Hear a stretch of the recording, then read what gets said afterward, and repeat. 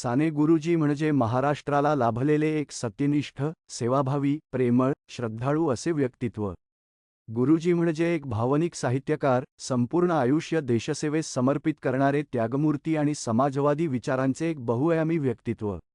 आजच्या बदलत्या युगात भारतीय संस्कृतीची मूल्ये समाजात जपणे अत्यंत महत्त्वाचे आहे. आजच्या ग्लोबल वातावरणात माणूस वेगाने प्रगती करत आहे, परंतु त्याचबरोबर दुसऱ्या बाजूला मानवी मूल्यांचा ऱ्हास होताना दिसत आहे. या पार्श्वभूमीवर गुरुजींनी मांडलेली नीतिमूल्ये पुन्हा नवीन पिढीपुढे येणे आवश्यक आहे.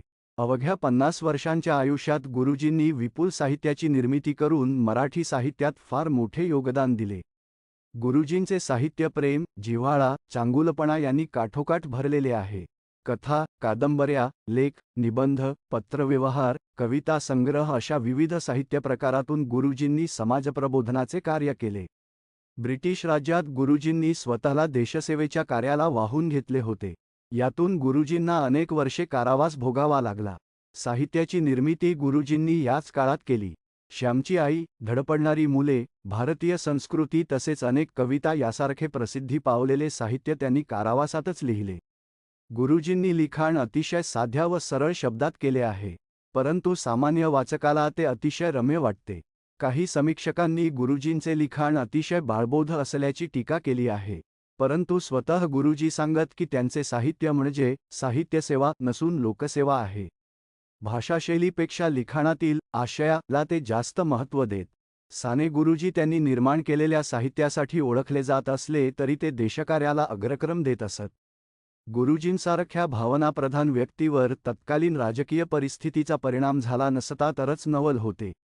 घरची गरिबी असून देखील वयाच्या 30व्या वर्षी हातातली शिक्षकाची नोकरी सोडून गुरुजींनी स्वतःला देशसेवेसाठी वाहून घेतले. खानदेश आणि महाराष्ट्राच्या इतर भागात दौरे करून त्यांनी जनजागृतीच्या कामाला सुरुवात केली. महाराष्ट्रातील शेतकरी आणि गिरणी कामगार यांच्या हक्कासाठी त्यांनी प्रभावी आंदोलन उभे केले. यातून त्यांना अनेक वेळा तुरुंगवास झाला. यातून नाउमेद न होता त्यांनी समाज जागृतीचे आपले ध्येय अधिक जोमाने चालू ठेवले. समाजातील असमानता, जातीभेद, अस्पृश्यता यांचा गुरुजींना मनस्वी तिटकारा होता. पंढरपूर येथील विठ्ठल मंदिरात हरिजनांना प्रवेश मिळवून देण्याचे सर्वस्वी श्रेय साने गुरुजींना जाते. 1930 साली गुरुजींनी देशसेवेत उडी घेतली. तेव्हा ते गांधीजींच्या विचारांनी प्रेरित झाले होते. विनोबाजींच्या शिकवणीचा गुरुजींवर फार मोठा प्रभाव होता, परंतु त्याच सुमारास काँग्रेसमध्ये डाव्या विचारसरणीकडे झुकणाऱ्या तरुणांची फळी तयार होत होती. त्यातूनच समाजवादी पक्ष आकारास येत होता. त्याकडे गुरुजी आकृष्ट झाले. यापुढे गुरुजींच्या राजकीय विचारांचे केंद्र सर्वसामान्य श्रमिक माणूस हा झाला. मार्क्सवादी तत्वांचा प्रभाव गुरुजींच्या विचारांवर झाला. 1937 नंतरच्या काळात शेतकऱ्यांचे लढे, गिरणी कामगारांचे प्रश्न, संप, मोर्चे या गोष्टींमध्ये गुरुजींचा महत्त्वाचा सहभाग होता.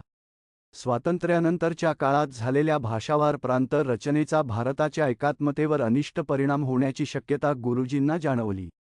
यातूनच आंतरभारतीची संकल्पना साने गुरुजींनी मांडली. भारतात विविध प्रांतात बोलल्या जाणाऱ्या भाषा एकमेकांशी जोडण्याची आवश्यकता गुरुजींना वाटली. विविध भाषेतील विचार, साहित्य, संस्कृती यांचे आदानप्रदान होण्याची आवश्यकता त्यांनी व्यक्त केली. परंतु स्वातंत्र्योत्तर काळात गुरुजींना वैफल्याने घेरले. त्यातच महात्मा गांधी यांच्या हत्येने ते खचून गेले. या दुर्दैवी घटनेने त्यांना आत्महत्येस प्रवृत्त केले. अमृताचा पुत्र म्हणून ज्यांना विनोबाजींनी गौरवले होते ते साने गुरुजी 11 जून 1950 रोजी वयाच्या 51 वर्षी या इहलोकातून प्रयाण करून स्वर्गवासी झाले.